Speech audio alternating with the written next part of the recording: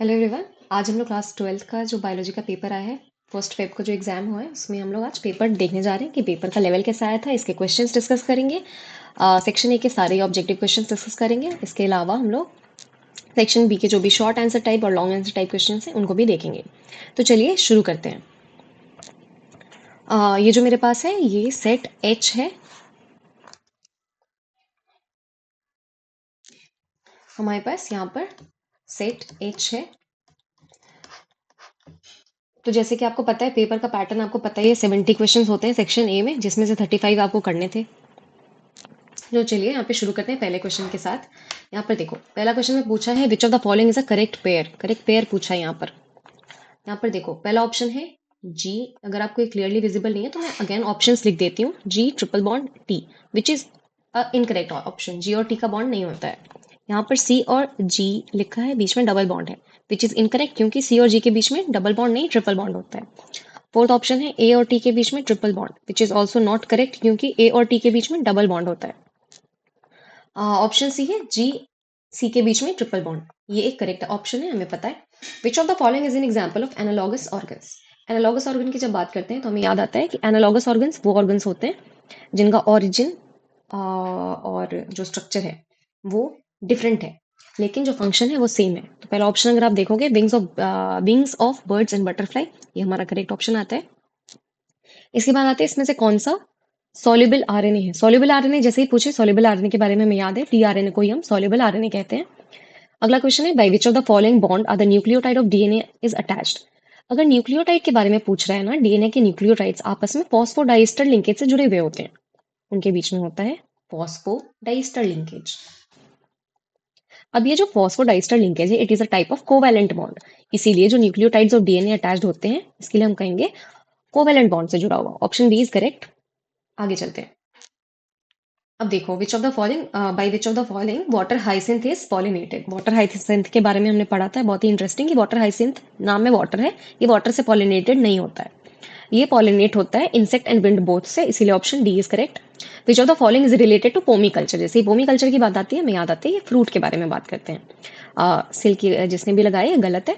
Silk के लिए तो सेरीकल्चर होता है, फ्लावर के लिए फ्लोरिकल्चर होता है, फ्रूट के लिए पोमी कल्चर होता है। Which of the following is a biotic component. Biotic component पूछ रहे हैं। ये तीनों ऑप्शंस ए बायोटिक है, प्रोड्यूसर ही होता है बायोटिक कंपोनेंट। आगे चलते हैं। In which of the following are male and female flower found on the same plant. Male and female flower अगर सेम प्लांट पे मिल जाते हैं, मतलब बाइसेक्सुअल प्लांट की बात करें यहाँ पे, कोकोनट में नहीं, अलग अलग पेड़ों पे होते हैं mail and female flowers. Tomato में भी सेम बात होता है, ब्रिंजल में भी अलग अलग प्लांट पे होते हैं। तो इस cucumber is the correct answer. इसमें मेल और फीमेल फ्लावर एक ही प्लांट पर पाया जाता है। इसमें अब अगला क्वेश्चन देखो, on which of the following planet is there a possibility of life. ये तो बच्चों वाला सवाल है, मार्स पे होता है। अगला question, which of the following is a marine fish. Catla, magur, hilsa and singhi. Hilsa. अब देखो, which of the following is a source of quinine. Quinine मिलता है हमें सिंकोना प्लांट से। वेयर आर ऊडी लाइनाज या क्लाइंबर्स फाउंड। ऊडी लाइनाज या क्लाइंबर्स हमें मिलते हैं ट्रॉपिकल रेन फॉरेस्ट में। आगे देखो, आगे पूछ रहा है इसमें से कौन सा, which of the following is use to induce mutation in crop plant. तो जब म्यूटेशन इन क्रॉप प्लांट की बात करते हैं तो हमें याद आता है गामा रेज जो है म्यूटेशन इंड्यूस करता है क्रॉप प्लांट्स में। आगे देखते हैं अगला question, in which of the following does vegetative propagation take place through tuber. Tuber देखते ही हमें याद आ जाएगा पटेटो, पटेटो में ट्यूबर होता है। आगे चलो, 16 नंबर क्वेश्चन, इसमें से किसके through, bye which of the following method do cancer cells divide. Cancer cells की जैसे ही बात करेंगे हमें याद आ जाएगा कैंसर सेल्स में अनलिमिटेड ग्रोथ होता है। अनलिमिटेड ग्रोथ की बात जैसे ही आएगी तो हमें याद आ जाएगा माइटोसिस। ठीक है। अगला, which of the following is an initial codon. Initial codon या स्टार्ट कोडॉन एक ही बात है। यूजीए, एयूजी और जीयूए तीनों ही स्टार्ट कोडॉन्स हैं, all of these. Who coined the word biology. अब यहाँ पे क्वेश्चन थोड़ा सा डिफरेंट होना चाहिए था, यहाँ पे होना चाहिए था वो द फादर ऑफ बायोलॉजी। ठीक है। तो एरिस्टोटल जो थे वो फादर ऑफ बायोलॉजी थे, बट इन चारों में से जो क्लोजेस्ट करेक्ट ऑप्शन हम बोल सकते हैं वो एरिस्टोटल होगा। Which of the following is related to the yellow revolution. Yellow revolution की बात करते हैं हमें याद आ जाएगा ऑयल सीड्स के बारे में कहते थे। From which part of the plant is clove obtained. Clove आपका मिलता है फ्लावर से। अगला question, which of the following is use to reduce the amount of cholesterol in blood. Cholesterol का अमाउंट लोअर करने के लिए हम लोग स्टैटिन्स का यूज करते हैं। ठीक है। अगला, what is the tendency of endosperm in gymnosperm? Gymnosperm की क्या प्लॉइडी है, जिम्नोस्पर्म के इंडोस्पर्म की क्या प्लॉइडी है? तो अगर एंजियोस्पर्म के इंडोस्पर्म की प्लॉइडी पूछता तो हमें याद था 3n, लेकिन जिम्नोस्पर्म के इंडोस्पर्म की प्लॉइडी n होती है, दैट इज हैप्लॉइड। आगे, which of the following is a stress hormone? यहाँ पे प्लांट के स्ट्रेस हार्मोन की बात करें, थाइलीन, GA3 या फिर IAA या फिर एब्सिसिक एसिड। तो हमें याद है एब्सिसिक एसिड जो होता है वो स्ट्रेस हार्मोन होता है। जो लोग भी 11th क्लास में अच्छे से याद करके आए थे प्लांट फिजियोलॉजी, उनको याद होगा। इसके बाद है 24th, which of the following is most harmful to the ozone layer? SO2, CO2, freons या ऑल ऑफ दीज? वैसे तो सारा ही है, लेकिन यहाँ पे मोस्ट हार्मफुल पूछ रहा है ना, तो फ्रियॉन जो है वो मोस्ट हार्मफुल में आएगा। Question number 25, which of the following is related to Kaziranga national park? Kaziranga national park की बात जैसी आएगी तो हमें याद आ जाएगा राइनोसेरॉस की बात हो रही है। इंडिया में कितने बायो रिजर्व्स हैं? इंडिया में टोटल बायो रिजर्व्स 18 हैं। Which of the following fixes nitrogen? Nitrogen fixation की बात एनाबेना नॉस्टॉक ऐसे ही तुम्हें याद आ जाना चाहिए। What does cry toxin do? Cry toxin क्या करती है? Swelling of cell, yes. Binding of epithelium of midgut, yes. Lysis of interstitial cell, yes. More than one of these, सारी करती है। Which of the following is a part of perianth? Perianth की जैसी बात आएगी हमें टेपल याद आ जाएगा। इसके बाद which of the following human cell is motile? Human cell कौन सा मोटाइल है? Nerve cell, cutaneous cell, egg cell या स्पर्म सेल? हमें अच्छे से याद है स्पर्म सेल होता है motile. Which of the following is a sex linked character? Anaemia, colour blindness, baldness, तीनों ही है, ऑल ऑफ दीज। इसके बाद आते हैं अगले question, which of the following is a living fossil? जैसे लिविंग फॉसिल की बात करेंगे हमें याद आएगा लेटिमेरिया की बात की जा रही है।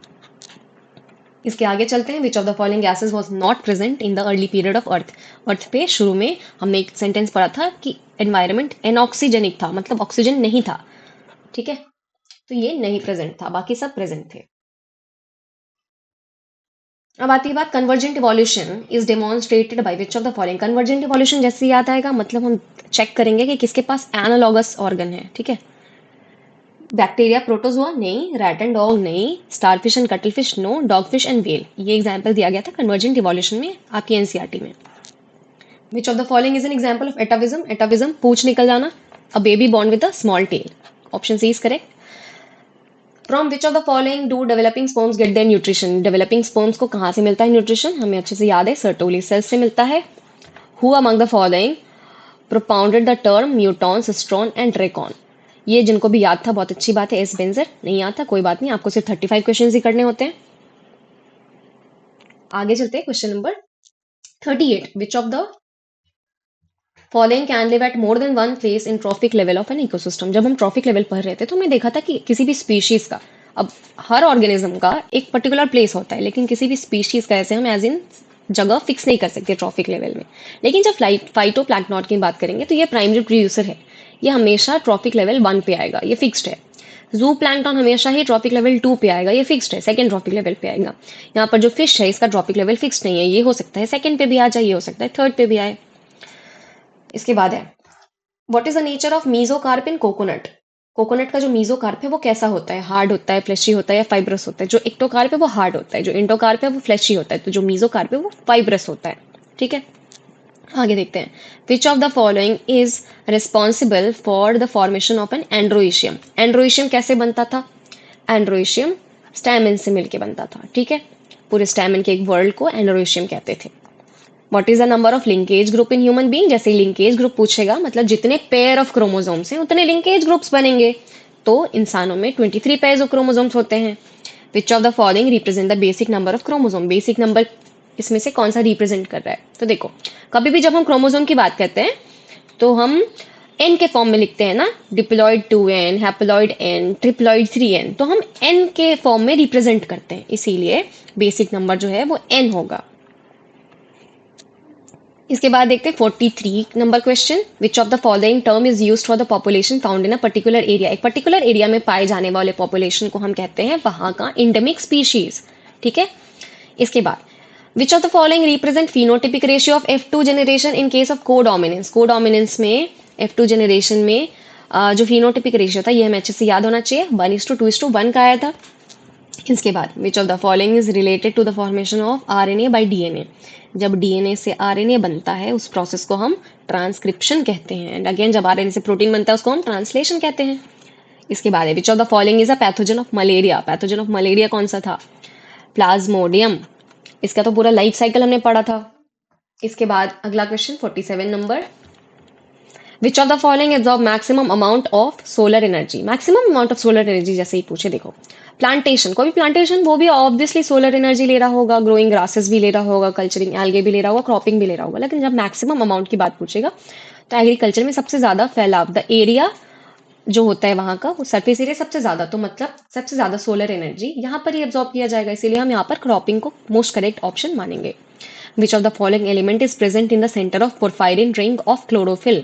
जो लोग भी 11th क्लास का अच्छे से याद करके आए थे, 11th क्लास में अच्छे से जिन्होंने पढ़ा था, उनको याद होगा कि क्लोरोफिल के पोरफायरिन रिंग के बीच में मैग्नीशियम होता है। In which of the following plant is there a phosphoenol pyruvate receptor of CO2, PEP receptor of CO2 कहाँ पे होता है? C3 प्लांट्स में होता है। अब देखो यहाँ पर क्वेश्चन आ गया लैकोप्रॉन से, विच of the following does coding for beta galactosidase. अब देखो यहाँ पे जीन्स के ध्यान दो कि कौन सा जीन बीटा गैलेक्टोसाइडेज के लिए कोडिंग करता था, तुम्हारा Z जीन करता था। Question number 51, which of the following is STD, sexually transmitted disease, syphilis, gonorrhoea, both, option C. आगे चलते हैं क्वेश्चन नंबर 52 के ऊपर, at which of the following stage is embryo transferred into fallopian tube. देखो ध्यान से देखो, यहाँ पे पूछ रहा है एम्ब्रियो को ट्रांसफर कहाँ करना है? फेलोपियन ट्यूब में। तो जब फेलोपियन ट्यूब की बात कर दे तो 8 सेल एम्ब्रियो लगा के आओगे।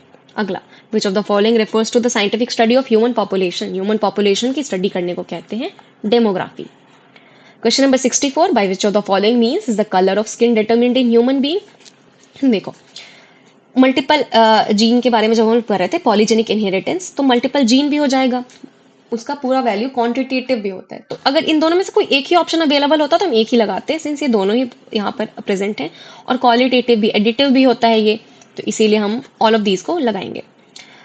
अगला पूछता है, how are 8 ascospores found in neurospora. Neurospora में 8 एस्कोस्पोर्स बनाने के लिए एक मियोसिस एक माइटोसिस लगता है।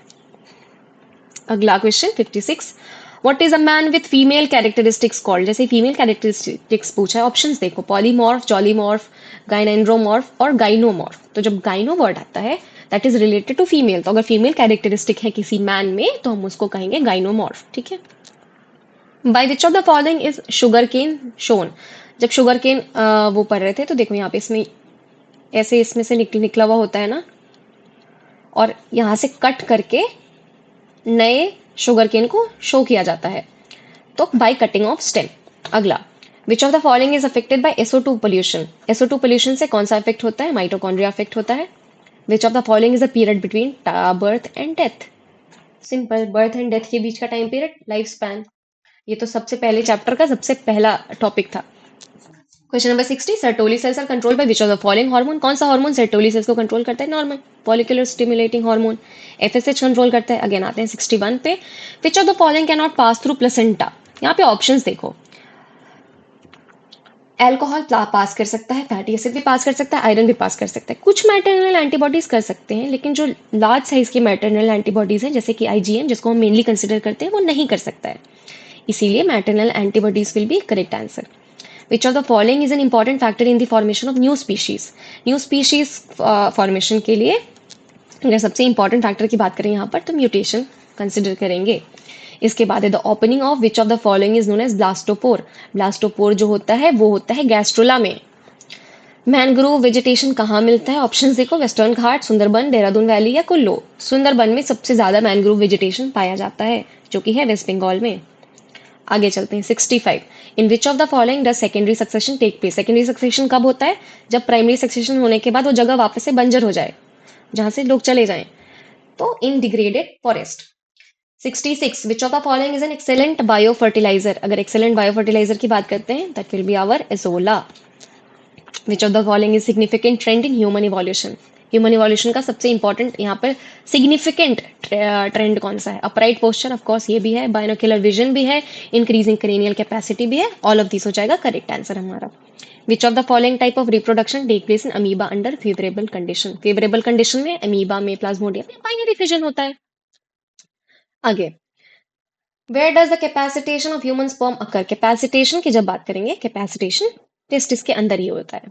Last question, which of the following can lead to development of twin brothers. Twin brothers की डेवलपमेंट के लिए यहाँ पर हम 2 जाइगोट्स करेंगे। अब आ जाते हैं हम लोग कुछ शॉर्ट आंसर क्वेश्चन के ऊपर। सिकल सेल एनीमिया में क्या क्या हो सकता है? सिकल सेल एनीमिया में तुम्हारे पास जो भी एनीमिया का लक्षण होगा, टायर्डनेस होगा, वीकनेस होगा, वो हो जाएगा। What are sacred groves? Protected land of forest, जहाँ पे आउटसाइडर्स का जाना अलाउड नहीं है। सिंपल था। सी डीएनए, एस डीएनए में क्या अंतर है? एस डीएनए तुम्हारा क्या होता है? Coding DNA, coding part of the DNA, ठीक है। और सी डीएनए क्या हो जाता है? एमआरएनए से बनता है ये। एपिस्टैसिस क्या कहते हैं? कोई जीन अगर दूसरे जीन के एक्सप्रेशन को मास्क कर दे, उसको एपिस्टैसिस कहते हैं। कमेंसलिज्म क्या होता था? कमेंसलिज्म में एक ऐसा सिम्बायोटिक रिलेशनशिप था जहां पर एक को फायदा होता था, दूसरे को कुछ भी नहीं होता था, ठीक है। इसको कहते हैं commensalism. What are pathogens? Disease causing micro organisms को ही हम पैथोजन कहते हैं। इजी क्वेश्चन है तुम्हारा, आराम से कर ले जाओगे। प्लांट पैथोजन, एनिमल पैथोजन, आराम से एक एक ऑप्शन लिख दोगे। कैमोफ्लाज किसको कहते हैं? कैमोफ्लाज उसको कहते हैं जब एनवायरनमेंट में अपने आप को वैसा कलर कर लिया जाए। एनवायरनमेंट के जैसा ही कलर कोई भी ऑर्गेनिज्म कर लेता है, कैसे? अपने प्रेडेटर्स से बचने के लिए, उसको कहते हैं कैमोफ्लाज करना। इजी क्वेश्चन है। 8th number, what is the importance of micro organism? Micro organism का क्या क्या इंपॉर्टेंस है? माइक्रो ऑर्गेनिज्म हमें बेकरी में यूज होता है, बेकर ईस्ट, ब्रूअर ईस्ट, चीज बनाने में यूज होता था, तो लिख सकते हैं प्रोडक्ट्स के लिए। दूसरा, बायोटेक्नोलॉजी में तो माइक्रो ऑर्गेनिज्म का कितना सारा यूज है ना। अब यहाँ पे जो तुम्हारे 20 शॉर्ट आंसर क्वेश्चन है, इसमें से किसी भी 10 का आंसर देना है। तो जो भी 10 के लिए आप बहुत श्योर होंगे, आप वो करके आए होंगे। मोरूला क्या था? फर्टिलाइजेशन के बाद जब जाइगोट बनता है, जाइगोट के बाद क्लेवेज होकर के मोरूला स्टेज बनता है। इसके बाद क्या है? सेल्फ पॉलिनेशन का बेनिफिट क्या है? पॉलिनेटर्स नहीं होंगे तो भी पॉलिनेशन हो सकता है, और फिर जो जीन्स हैं वो प्रिजर्व्ड रहेंगे। रेड डेटा बुक क्या करता है? रेड डेटा बुक हमें डेटा देता है इंडेंजर्ड स्पीशीज के बारे में, एक्सटिंक्ट स्पीशीज के बारे में। इंपॉर्टेंस क्या है? ये हमें स्पीशीज डाइवर्सिटी के बारे में टाइम टू टाइम बताता रहता है। साथ ही साथ अगर कोई इंडेंजर्ड स्पीशीज है उसके बारे में हमें अवेयर कराता है। इसके बाद आगे चलते हैं। Difference between integument and टेस्टा। टेस्टा क्या होता है? टेस्टा सीड कोट होता है, इंटेगमेंट ओव्यूल को कोट करता है, ठीक। Name any 4 species along with their scientific names. ये मैंने आंसर लिख रखा है नीचे। वहां पर आपको कोई भी 4 स्पीशीज का नाम लिखना है आपको साइंटिफिक नेम्स के साथ। अब देखो, ऑन्टोजेनी एंड फाइलोजेनी। ऑन्टोजेनी क्या होता है? ऑन्टोजेनी है तुम्हारे एम्ब्रियोनिक लाइफ से लेकर के अभी तक का जो डेवलपमेंट है उसको कहते हैं ऑन्टोजेनी। फाइलोजेनी क्या है? इवोल्यूशनरी हिस्ट्री जो है तुम्हारी वो होती है फाइलोजेनी, ठीक है। 15th number, mention any two advantage of genetically modified organism. Genetically modified organism जो है हमारा, वो क्या करता है? क्या एडवांटेज है उसका? हम सिंस हमने उसको खुद से डिजाइन किया है तो हमें ये बेटर प्रोडक्शन देता है। क्लाइनफेल्टर सिंड्रोम में क्या होता है? एक जो मेल होता है उसके पास एक एक्स्ट्रा एक्स क्रोमोसोम आ जाता है, तो इसके में फेमिनिन कैरेक्टर्स डेवलप हो जाते हैं, स्टेराइल हो जाता है। जर्म प्लाज्म क्या होता है? जो हमारे पास यहाँ पे उसका कंप्लीट एक किसी भी प्लांट में, ये हमने पढ़ा था मेनली हमारे क्रॉप प्रोडक्शन वाले चैप्टर में, जहाँ पे हम लोग एग्रीकल्चर के लिए जर्म प्लाज्म कलेक्शन कर रहे थे, ठीक। इसके बाद आते हैं हमारे पास जीन लाइब्रेरी। आराम से लिख दे जाओगे। 2 हार्मफुल इफेक्ट ऑफ सीवेज। इसमें तुम क्या लिख सकते हो? वाटर पोल्यूशन हो सकता है, यूट्रोफिकेशन हो सकता है। यूट्रोफिकेशन में क्या होता है? जो भी उसमें न्यूट्रिशनल कंपोनेंट है ना, जैसे नाइट्रोजन या फास्फोरस, उनकी वजह से ओवर ग्रोथ हो जाता है, एल्गल ओवर ग्रोथ। जो भी बाकी के तुम्हारे एक्वेटिक प्लांट्स एनिमल्स हैं उनकी डेथ हो जाती है, तो तुम्हारे पूरा एक्वेटिक इकोसिस्टम जो है वो डिसरप्ट हो जाते हैं, उसको ही कहते हैं हम लोग यूट्रोफिकेशन। तो ये 2 हार्मफुल इफेक्ट हो जाएंगे। माइकोराइजा क्या था? एल्गी और प्लांट रूट के बीच में एक सिम्बायोटिक एसोसिएशन था माइकोराइजा, जहां पे एल्गी को फूड मिलता था प्लांट से और प्लांट को न्यूट्रिएंट्स मिलता था तुम्हारे एल्गी से। अब आ जाते हैं हम लोग लॉन्ग आंसर क्वेश्चंस पे। लॉन्ग आंसर में यहाँ पे तुम्हारे पास 6 क्वेश्चंस हैं, जिसमें से किसी भी 3 का आंसर आपको करना था। What do you understand by ground water? हमारे क्रस्ट के नीचे जो पानी है उसको कहते हैं ग्राउंड वाटर। इसके डिप्लीशन के लिए क्या कॉज है? इसकी डिप्लीशन का कॉज ये है over use of ground water. Water को वेस्ट करना, उससे डिप्लीशन हो रहा है। रेमेडीज क्या है हमारे पास? रेन वाटर हार्वेस्टिंग है रेमेडीज में। इसमें से किसी 2 में डिफरेंस लिखना है। Food chain, food web. Food chain क्या हो जाएगा? कोई भी एक ऑर्गेनिज्म है, प्रोड्यूसर, उसको कोई कंज्यूमर खा रहा है, प्राइमरी कंज्यूमर उसको सेकेंडरी कंज्यूमर खा रहा है, उसको टर्शरी कंज्यूमर खा रहा है, ये एक फूड चेन बनाता है। ऐसे ही बहुत सारे फूड चेन्स आपस में जब इंटरकनेक्टेड हो जाते हैं तो वो फूड वेब बना देते हैं। कभी कभी जीएफसी के बीच में डीएफसी भी आ जाता है, वो सब मिला करके फूड वेब बना देते हैं। अब है primary producer and secondary producer. इसमें से किसी 2 का के ही बारे में डिफरेंस आपको लिखना था। प्राइमरी प्रोड्यूसर, सेकेंडरी प्रोड्यूसर में क्या होगा? प्राइमरी प्रोड्यूसर कौन? जो अपना खाना खुद से बनाए सनलाइट लेकर के, जो कि हो जाएंगे हमारे ऑटोट्रॉप्स। सेकेंडरी प्रोड्यूसर कौन? जो प्राइमरी प्रोड्यूसर का बनाया हुआ खाना खाए। तीसरा है एस्टिवेशन, हाइबरनेशन के बारे में बताना था। हाइबरनेशन है तुम्हारा विंटर स्लीप, एस्टिवेशन है तुम्हारा समर स्लीप। हाइबरनेशन क्यों होता है? अपने आप को बाहर की ठंड से बचाने के लिए होता है। एस्टिवेशन वाटर कंजर्वेशन के लिए होता है। 23rd, ये इसमें क्या बता रहा है? Present a neat clean and well label diagram of human embryo inside a human uterus. Simple एक डायग्राम बनाना था, उसमें लेबल करना था आपको अच्छे से। Describe the process of sex determination in honey bees. Honey बीज में कैसे होता है सेक्स डिटर्मिनेशन? पता था, क्रोमोसोम नंबर 16 क्रोमोसोम्स होता है। अगर फर्टिलाइज होके बनेगी तो वो फीमेल बनेगी, बिना फर्टिलाइज के अगर बनेगा तो वो मेल बनेगा। हम हमारे पास क्वेश्चन नंबर 25 क्या है? Present a well labelled neat and clean diagram of recombinant DNA technology. Recombinant DNA technology का डायग्राम बनाने के लिए आपको आराम से क्या कर देना था? रिकॉम्बिनेंट डीएनए टेक्नोलॉजी में पहले तो क्या करोगे तुम? कट करोगे तुम्हारा जो डिजायर्ड डीएनए है उसको। फिर डिजायर्ड डीएनए को कट करने के बाद किसी डिजायर्ड प्लाज्मिड, जो पर्टिकुलर प्लाज्मिड है, उसके अंदर हम उसको इंसर्ट करते हैं। और इंसर्ट करने के बाद उसको उसके बाद होस्ट ऑर्गेनिज्म में इंसर्ट करते हैं प्लाज्मिड के साथ ही, क्योंकि हमारा जो डीएनए है वो ऐसे ही इंडिपेंडेंटली नहीं जा सकता है किसी भी होस्ट ऑर्गेनिज्म के अंदर। इसमें अच्छे से स्टेप बाय स्टेप लिखना था ना पहले, कि तुम्हारा कटिंग ऑफ डीएनए होगा कैसे, रिस्ट्रिक्शन एंडोन्यूक्लियस के बारे में लिखना था। फिर प्लाज्मिड का भी सेम रिस्ट्रिक्शन एंडोन्यूक्लियस से कट करना था, फिर इसको इंसर्ट करना था, वो बन जाता है एक रिकॉम्बिनेंट डीएनए। उसको इंसर्ट करते हैं हम होस्ट के अंदर। ठीक है, इतनी बातें थी। वेल लेवल डायग्राम बना करके लिखना था, इजी था, आपने अच्छे से देखा था इसको। लास्ट क्वेश्चन है describe biofortification in brief. Biofortification क्या होता है? न्यूट्रिशनल क्वालिटी में एनरिच करना। ग्रीन रिवॉल्यूशन के बाद क्या हो गया था? न्यूट्रिशनल डिफिशियंसी से हमारा कंट्री काफी जूझ रहा था, प्रोटीन डिफिशियंसी। उसको ही ओवरकम करने के लिए बायोफोर्टिफिकेशन करने लगे थे हम क्रॉप्स का, जिसमें हम बहुत सारे विटामिन रिच क्रॉप्स डेवलप कर रहे थे, उनको उगा रहे थे। जैसे विटामिन ए रिच राइस के बारे में हमने अच्छे से एग्जाम्पल में देखा था। इतनी इतने क्वेश्चंस थे, कुछ शॉर्ट आंसर क्वेश्चन का अच्छे से यहाँ पे एग्जाम्पल लिखा हुआ है। जैसे देखो, दो symptom of sickle cell anaemia में क्या लिख सकते हो?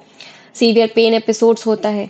ये आपकी एनसीईआरटी ने नहीं लिखा था, तो आप जब अब तो आपके पास ऑप्शन था ना 20 में से कोई भी 10 क्वेश्चन अच्छे से करने का। स्टिल अगर आपको लिखना होता तो आप एनीमिया होता है तो फेटिग एंड वीकनेस लिख सकते हैं उसमें। साथ ही साथ सिकल सेल्ड हो जाता है, जो रेड ब्लड सेल है उसका शेप अलग हो जाता है, तो ऑक्सीजन कम कैरी पर कर पाएगा, तो बॉडी में शॉर्टेज ऑफ ऑक्सीजन होगा। इतनी चीजें तो हम पढ़ ही चुके हैं। सैक्रेड ग्रूव्स क्या होता है? जो प्रोटेक्टेड एंड कंजर्व्ड होता है लोकल कम्युनिटीज के द्वारा। क्यों? क्योंकि उनका रिलीजियस एंड कल्चरल सिग्निफिकेंस है कुछ, यहाँ पे आउटसाइडर्स का आना मना होता है। ये कंजर्व करता है हमारे बायोडाइवर्सिटी को। सीडीएनए एसडीएनए के बीच में डिफरेंस था। सीडीएनए एक प्रोसेस्ड कॉपी ऑफ एमआरएनए होता है, जबकि एसडीएनए जो है ओरिजिनल डीएनए स्ट्रैंड है। ठीक है। एपिस्टैसिस क्या होता है? एक जेनेटिक फिनोमेना है जहाँ पे एक जीन जो है दूसरे जीन के एक्सप्रेशन को मास्क कर देती है। कमेंसलिज्म के एग्जांपल्स में बर्नेकल ऑन वेल्स, कैटल, अर्गेट एंड कैटल था। अर्गेट क्या करती है? कैटल के पीछे पीछे चलती है। कैटल अब जब चल रहा होता है, ग्रेजिंग कर रहा होता है, तो उसके पैरों के प्रेशर से नीचे से इंसेक्ट्स बाहर आ जाते हैं क्रॉल करके, तो अर्गेट को ढूंढना नहीं पड़ता इंसेक्ट, उसको अपना फीड बस उसके पीछे पीछे चलने से मिल जाता है। यहाँ पे कैटल को कुछ नहीं होता, कैटल को जीरो, ना फायदा ना नुकसान, और अर्गेट को फायदा प्लस होता है। पैथोजन क्या होता है? एक माइक्रो ऑर्गेनिज्म है जो कि डिजीज कॉज करती है। प्लांट पैथोजन पक्सीनिया ग्रामिनिस रस डिजीज करती है। एनिमल पैथोजन में बहुत सारे हैं आपके पास। माइकोबैक्टीरियम ट्यूबरकुलोसिस लिख लो, यहाँ पे लिखा है। कैमोफ्लाज का एक एडाप्टेशन है जो प्रोटेक्ट करता है, उसको हंटिंग करने के टाइम पे यूज कर सकता है, सर्वाइवल के लिए यूज करता है। एग्जाम्पल ऑफ माइक्रो ऑर्गेनिजम्स क्या था? जेनेटिक मॉलिक्यूलर रिसर्च में करता है ना माइक्रो ऑर्गेनिज्म, हमारी हेल्प करता है। प्रोडक्ट्स के डेवलपमेंट में करता है, मेडिसिन एंड ड्रग डेवलपमेंट में करता है। Morula early stage of embryonic development है, जो कि फर्टिलाइजेशन के बाद होता है। अब यहाँ पे सेल्फ पॉलिनेशन का एडवांटेज, एक जेनेटिक स्टेबिलिटी, पॉलिनेटर पे डिपेंड नहीं करना पड़ेगा, reliability in low pollinator availability. 11 red data book के बारे में पूछा था ना हमसे। रेड डेटा बुक में क्या होता है? सारे वो स्पीशीज लिस्टेड होते हैं जो कि थ्रेटेंड है या इंडेंजर्ड है। ठीक, इससे हम कंजर्वेशन प्रायोरिटी रख सकते हैं कि किनको पहले बचाना है। बायोडाइवर्सिटी मॉनिटरिंग होती है, रेजिंग अवेयरनेस होता है इससे। इंटेगमेंट और टेस्टा के बीच में डिफरेंस है, definition, formation, function, structure wise और प्रेजेंस वाइज। इसके बाद है तुम्हारे पास 4 एग्जांपल्स देने थे ना स्पाइस के। एक ब्लैक पेपर लिख लेना, cardamom, cinnamon, clove. Black pepper piper nigrum, cardamom elettaria cardamomum, cinnamon cinnamomum verum, और clove syzygium aromaticum. Ontogeny phylogeny के बारे में हमने देखा था। ऑन्टोजेनी क्या था? डेवलपमेंटल हिस्ट्री है हमारा, कभी भी फर्टिलाइजेशन से लेकर के मेच्योरिटी तक का। और फाइलोजेनी हमारा इवोल्यूशनरी हिस्ट्री है। फोकस इसका देखो, ये क्या फोकस करता है? इंडिविजुअल ऑर्गेनिज्म एंड ग्रोथ पे, और ये करता है इवोल्यूशनरी लीनिएज पे। इसके बाद था हमारे पास importance of genetically modified organism, हमें बताना था क्या होता है। हमें क्रॉप यील्ड में बढ़ोतरी करनी होती है, इसलिए हम जेनेटिकली मॉडिफाइड ऑर्गेनिजम्स बनाते हैं, जेनेटिकली मॉडिफाइड क्रॉप्स बनाते हैं। साथ ही साथ न्यूट्रिशनल एनहांसमेंट, जैसे कि देखो गोल्डन राइस हम बना रहे थे ना, विटामिन ए रिच। इसके बाद क्लाइनफेल्टर सिंड्रोम के बारे में आपसे पूछा था ना, यहाँ पे एक एक्स्ट्रा एक्स क्रोमोसोम आ जाता है, जिससे एक्स एक्स वाई हो जाता है। फिजिकल कैरेक्टरिस्टिक क्या होता है? Taller than average height, longer arm, leg, less muscle tone, infertility हो जाता है। क्यों? क्योंकि वहां पे फेमिनिन कैरेक्टर आ जाएगा ना, एक्स्ट्रा एक्स क्रोमोसोम आया है, तो वहां पे टेस्टोस्टेरोन का लेवल कम हो जाएगा, जिसकी वजह से इनफर्टिलिटी की संभावना ज्यादा होती है। जर्म प्लाज्म किसको कहते हैं? जेनेटिक मटेरियल को कहते हैं, जो कि generation to generation pass on होता है सीड, पॉलन, रिप्रोडक्टिव सेल्स के फॉर्म में। एग्रीकल्चर के केस में हमने ज्यादा पढ़ा था ना जर्म प्लाज्म के बारे में, वहां पे जेनेटिक रिसोर्सेज की बात करते हैं, प्लांट और एनिमल का, जो क्रॉप ब्रीडिंग में हम आगे यूज करते हैं, कंजर्वेशन में यूज करते हैं, एग्रीकल्चर में यूज करते हैं, ये लाइफ स्टॉक के केस में भी यूज करते हैं। जीन लाइब्रेरी क्या था? जिसको जीनोमिक लाइब्रेरी भी कहते हैं, डीएनए फ्रैगमेंट्स का कलेक्शन है, जिसको वेक्टर में इंसर्ट करके रखा है, सच एज प्लाज्मिड और वायरसेस। पर्पस था gene cloning, genetic research and biotechnology. Sewage का हार्मफुल इफेक्ट था water pollution and eutrophication. Mycorrhiza किसको कहते हैं? Symbiotic association between fungi and plant roots. ठीक है, fungi and plant root, yes. Plant root के साथ फंजाई एसोसिएटेड होता है। अब इस फंजाई को प्लांट जो है फूड देती है, कार्बोहाइड्रेट्स देती है, और फंजाई जो है इसको न्यूट्रिएंट्स देता है। फंजाई न्यूट्रिएंट्स देता है और प्लांट इसको फूड देती है।